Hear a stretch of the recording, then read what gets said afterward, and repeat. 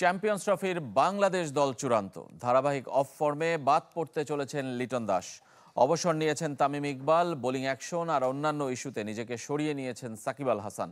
নির্বাচকদের সামনেও তাই খুব বেশি বিকল্প নেই। সভাপতির কাছে জমা দিয়েছে দল নির্বাচক কমিটি। রোববার তা আইসিসির কাছে পাঠিয়ে দেওয়ার শেষ দিন। তামিমের অবসর অনেকটা সহজ করে দিয়েছে নির্বাচকদের ভাবনা। চ্যাম্পিয়ন্স ট্রফির দল গঠনে বড় নাম সাকিব আল হাসান, তবে বোলিং নিষেধাজ্ঞা আর পরিস্থিতি বিবেচনায় নিজেকে সরিয়ে নিয়েছেন সাকিব। গুঞ্জন আছে ১৯ জনের খসড়া স্কোয়াড থেকে কাটা গেছে লিটন দাস ও শরীফুলের নাম। মুশফিকের ইনজুরিতে ওয়েস্ট ইন্ডিজ সফরে গেলেও লিটন বন্দী ছিলেন ব্যাট প্যাচে। ফর্মহীনতায় পেসার শরীফুলের চ্যাম্পিয়ন্স ট্রফিতে খেলা হচ্ছে না। পেস ইউনিটে তাই তাসকিন, মোস্তাফিজ, তানজিম সাকিবের সঙ্গী তরুণ নাহিদ রানা। সাকিবের শূন্যতায় স্পিনে নাসুমের উপর ভরসা। লেগি রিশাদ হাসানও পাচ্ছেন আইসিসি ইভেন্টের টিকিট। ওপেনিংয়ে তানজিদ হাসানের সাথে সৌম্য সরকার। ব্যাটিং অর্ডারে এরপর অধিনায়ক নাজমুল শান্ত, তাওহিদ হৃদয়, মুশফিকুর রহিম ও Mahmudullah. Wicket keeper batter Jaker আলীর বড় আসরে খেলার স্বপ্ন পূরণ হতে যাচ্ছে। স্কোয়াডে ১৪ ক্রিকেটারের নাম নিয়ে তেমন দ্বিধা নেই। ১৫ সদস্যের দলে চমক হতে পারেন শেখ মেহেদী। স্পিনে মেহেদী মিরাজের বিকল্প ভাবনায় এই অলরাউন্ডার। একজন বাড়তি পেসার, ব্যাকআপ ওপেনার নাকি স্পিন অলরাউন্ডার, শেখ মেহেদীকে বেছে নেবেন নির্বাচক প্যানেল। চ্যাম্পিয়ন্স ট্রফি দল ঘোষণার আগ পর্যন্ত থাকবে এ প্রশ্ন। আরিফুল ইসলাম, চ্যানেল 24, ঢাকা। শ্রদ্ধা, সম্মান আর ভালোবাসায় সিক্ত হচ্ছেন তামিম ইকবাল। সামাজিক যোগাযোগ মাধ্যমে সতীর্থরা জানাচ্ছেন তাদের অনুভূতি। তবে তার বিদায় নিয়ে মিশ্র প্রতিক্রিয়া সাবেক দুই সতীর্থ ইমরুল কায়েস এবং মোহাম্মদ আশরাফুলের। সিদ্ধান্তকে সময়োপযোগী বলছেন আশরাফুল, আর মাঠ থেকে বিদায় নিতে না পারায় আক্ষেপ ঝরেছে ইমরুল কায়েসের কণ্ঠে। সিলেট থেকে রেদওয়ান শোয়েবের রিপোর্ট। বিদায় নিশ্চিত ছিল। নির্বাচকদের অনুরোধে পুরনো সিদ্ধান্ত নতুন করে আনুষ্ঠানিকভাবে জানিয়েছেন তামিম ইকবাল। অনড় থেকেছেন নিজের অবস্থানে। ১৭ মাসের বিরতিকে স্থায়ী রূপ দিয়েছেন। এমন বিদায় মানতে কষ্ট হচ্ছে একসময় ওপেনিংয়ে তামিমের পার্টনার ইমরুল কায়েসের। তবে স্বাগত জানিয়েছেন সাবেক অধিনায়ক মোহাম্মদ আশরাফুল। খেলতে পারতো, যখন থেকে সে ক্রিকেট স্টপ করেছিল তখন থেকে খেললে হয়তো বা চ্যাম্পিয়ন্স ট্রফি পর্যন্ত সে ইজিলি ক্যারি করতে পারতো। যার তার যে পারফরমেন্স, সে যদি একটু ফিট রাখতো নিজেদের, অবশ্যই তাই স্কিলের দিক থেকে তো তামিম ইকবালের কোনো কমতি নাই। যদি আপনি অ্যাটলিস্ট আরো ২-৩ বছর খেলার প্ল্যান করেন তাহলে ঠিক আছে। ৩ ম্যাচের জন্য আসেনি, এটা আমি মনে করি সঠিক ডিসিশনই সে নিয়েছেন। দেশের ক্রিকেটে তামিমের অবদান নিয়ে দ্বিমত নেই কারো। লর্ডসে সেঞ্চুরি করে অনার্স বোর্ডে জায়গা করে নেয়া তামিমের সাথে মধুর স্মৃতি ইমরুল কায়েসের। লর্ডসে আমরা যে ইনিংসটা খেলেছিলাম ওইটাই ওর সাথে, মানে ও ওই জিনিসটা ফিল্ডটা বুঝছিল যে এখানে 100 মারলে কি হয়। আমি আসলে ওই সময় বুঝি নাই, বাট ও 100 করেছিল, আমি 75 আউট হয়ে গেছিলাম। বাংলাদেশি একটা ব্যাটসম্যান টপ অর্ডারে ব্যাটিং করে অলমোস্ট ১৫-১৬ হাজার রান করেছেন ইন্টারন্যাশনাল ক্রিকেটে। Big achievement. ২০১৬-তে খুলনা টেস্টে পাকিস্তানের বিপক্ষে দ্বিতীয় ইনিংসে ইমরুলকে সাথে নিয়ে রেকর্ড ওপেনিং পার্টনারশিপ গড়েছিলেন তামিম। ২০০৭ বিশ্বকাপে দুরন্ত হাফ সেঞ্চুরিতে ভারতকে গ্রুপ পর্ব থেকে বিদায় করা, ২০১২ এশিয়া কাপে টানা ৪ হাফ সেঞ্চুরিতে বোর্ড কর্তাদের সমালোচনার জবাব ছাপিয়ে মুশফিকের স্মৃতিতে অম্লান, ২০১৮-তে ভাঙা আঙুল নিয়ে লঙ্কানদের বিপক্ষে ব্যাট করতে নামা। আবেগঘন পোস্ট করেছেন ইবাদত, নাজমুল শান্ত, তানজিদ তামিম, সৌম্য সরকাররা। দেশে বিদেশে মাঠ থেকে ক্রিকেটারদের বিদায় নিতে না পারার সংস্কৃতি বন্ধের পক্ষে ইমরুল। মাঠ থেকে বিদায় নিতে হবে জিনিসটা এতটা, মানে আমার কাছে মনে হয় না যে প্লেয়ার হিসাবে যে নিতেই হবে ওটা না, বাট এটা উচিত যে ডেফিনেটলি একটা মানুষ যখন দেশের জন্য ১৪-১৫টা বছর বা ২০ বছর সার্ভিস দেবে তাকে ওই সম্মানটা অবশ্যই দেওয়া উচিত। লাল সবুজ জার্সি তুলে রাখলেও আরও কয়েকটা বছর ঘরোয়া আর ফ্র্যাঞ্চাইজি ক্রিকেট খেলে যাবেন তামিম। রেদওয়ান শোয়েব, চ্যানেল 24, সিলেট। সামিট গ্রুপের সৌজন্যে এবার জানাবো বিপিএল এর খবর।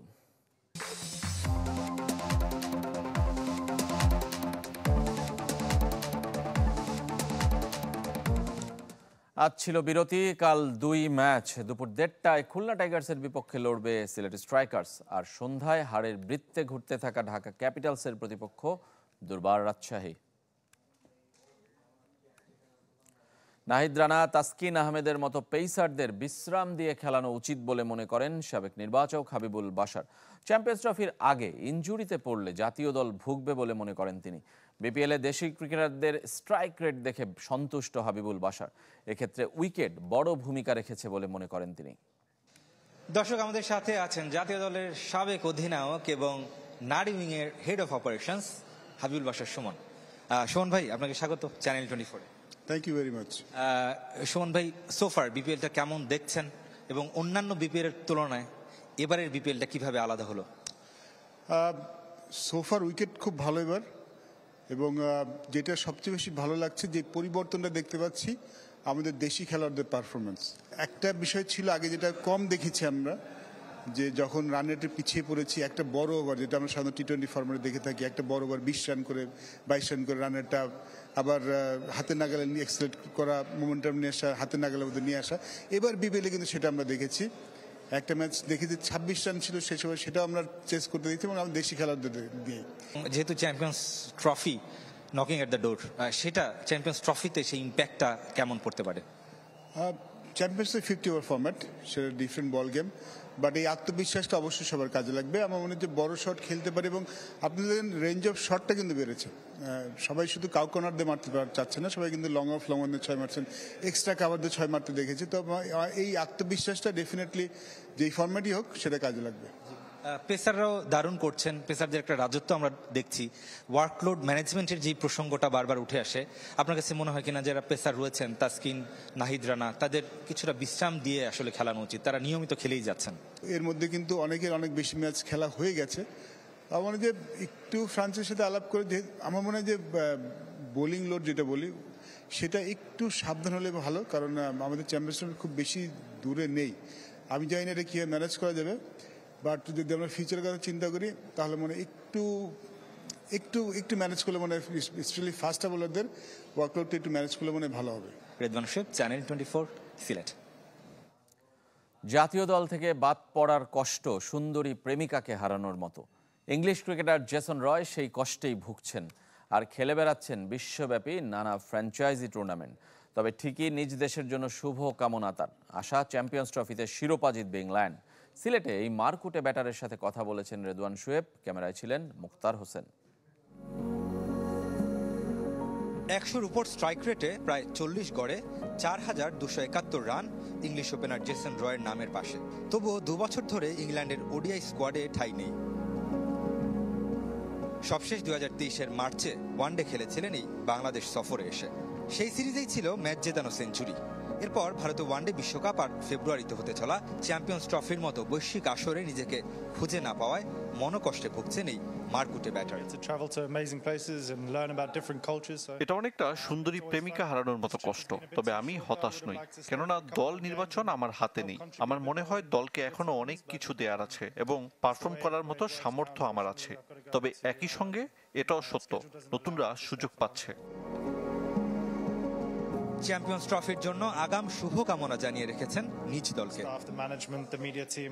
চ্যাম্পিয়ন হবে ইংল্যান্ড, আমি আশাবাদী। তবে এখন প্রায় সবগুলো দলই সমশক্তির, তাই অন্য দলগুলো নিয়ে মন্তব্য করতে চাই না।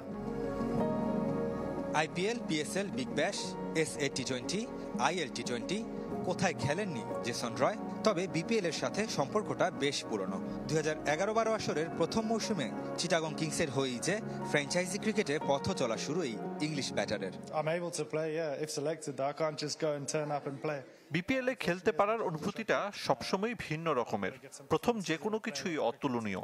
ক্রিকেটের প্রতি এখানকার মানুষের ভালোবাসা, ক্রাউড আমাকে সবসময় মুগ্ধ করে। তবে এবার বাংলাদেশ থেকে সুখস্মৃতি নিয়ে যেতে পারছেন না জেসন রয়। 4 দিনের ঝটিকা সফরে এসে খেলেছেন 2 ম্যাচ, নিজে ছিলেন ফ্লপ, সাথে টানা 5 ম্যাচ হেরে খাদের কিনারায় তার দল Dhaka Capitals. Redwan Shoaib, channel 24, Sylhet. We are proud partner of defending champion Fortune Borisha. Legends, local heroes, foreign stars, all are glittering, powering a connected Bangladesh. West ইন্ডিজকে ওয়ানডে সিরিজে হারিয়ে সরাসরি বিশ্বকাপ খেলার যোগ্যতা অর্জন করতে চায় বাংলাদেশ নারী দল, জানিয়েছেন অধিনায়ক নিগার সুলতানা। ক্যারিবিয়ান সফরে উইমেন্স চ্যাম্পিয়নশিপের 4 পয়েন্ট আদায়ের লক্ষ্য টাইগ্রেসদের।